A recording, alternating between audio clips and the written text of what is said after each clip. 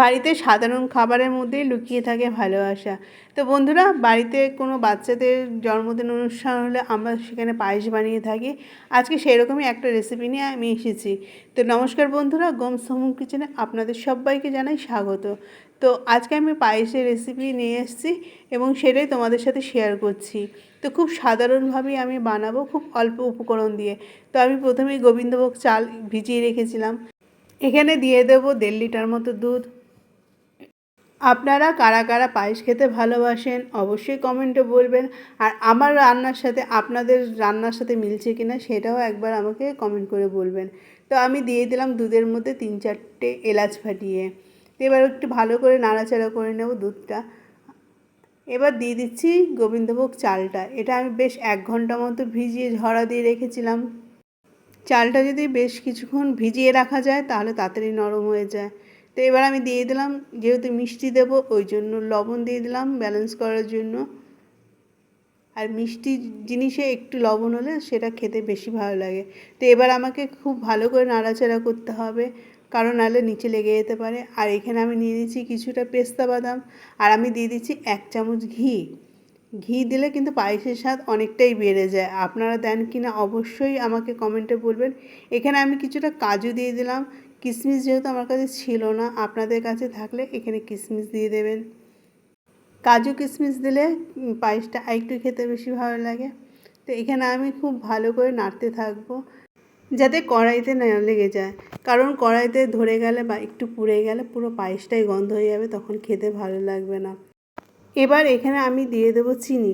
অনেকে এখানে মিছরিও ব্যবহার করে, তবে আমি চিনিটাই দিলাম। এবার আপনারা আপনাদের মিষ্টি অনুযায়ী চিনি দেবেন। চিনিটা দেওয়ার পরে আমি একভাবেই নেড়ে যাব, কারণ নতুবা কড়াই লেগে গেলে বা পুড়ে গেলে খেতে ভালো লাগবে না। আর এই যতক্ষণ নাড়তে থাকবো দেখবে এতেই ঘন হয়ে যাবে আর সুন্দর একটা গন্ধ বেরোবে। পায়েস যত ঘন হবে তত খেতে ভালো লাগবে।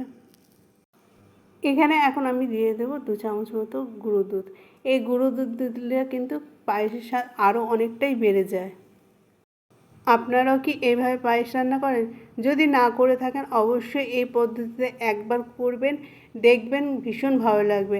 আমাদের বাড়িতে সবাই খুব পছন্দ করে এই রকম পায়েস রান্না করলে।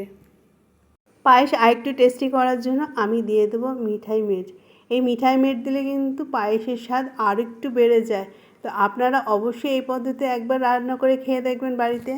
পুরোটাই দেবো না, যেহেতু আমি অল্প করে রান্না করছি ওই জন্য পরিমাণ মতো অল্প করেই দিলাম। আর দিয়ে দিলাম সামান্য একটু কেশর। কেশর দিলে একটা সুন্দর রং আসবে। আমার পায়েস রান্নার সিক্রেট হচ্ছে 1 চামচ ঘি আর 2 চামচ পাউডার দুধ। আপনারাও কি এই দুটো জিনিস দিয়ে থাকেন? তো পায়েসটা ঘন হয়ে গেছে, আর একটু নাড়াচাড়া করে নেব। পায়েসের মধ্যে যে 1 চামচ ঘি দিলাম আর 2 চামচ পাউডার দুধ দিলাম, তাতে কিন্তু পায়েসের স্বাদটা অনেকটাই বেড়ে যাবে। পায়েসটা প্রায় আমার রান্না হয়ে গেছে। আপনারাও কি এইভাবে রান্না করেন? আমার এই পায়েসের রেসিপিটা যদি আপনাদের ভালো লাগে তাহলে একটা লাইক দিয়ে অবশ্যই চ্যানেলটি সাবস্ক্রাইব করে দেবেন।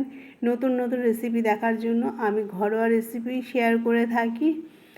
তো পায়েসটা দেখতে পাচ্ছেন কতটা সুন্দর হয়েছে, আর খেতেও ভীষণ ভালো হয়েছিল। খুব সাধারণভাবে অল্প উপকরণ দিয়ে তৈরি হয়ে গেল সুস্বাদু পায়েস। তো এবার দেখুন পায়েসটা আমি একটা বাটিতে সার্ভ করে নিলাম, আর ওপর দিয়ে একটু আমি পেস্তা বাদাম ছড়িয়ে দিলাম। আপনারা প্রথম থেকে যারা শেষ অবধি আমার এই রেসিপিটা দেখলেন তাদের অসংখ্য অসংখ্য ধন্যবাদ। সবাই ভালো থাকবেন, সুস্থ থাকবেন। আবার দেখা হবে নতুন একটা রেসিপিতে।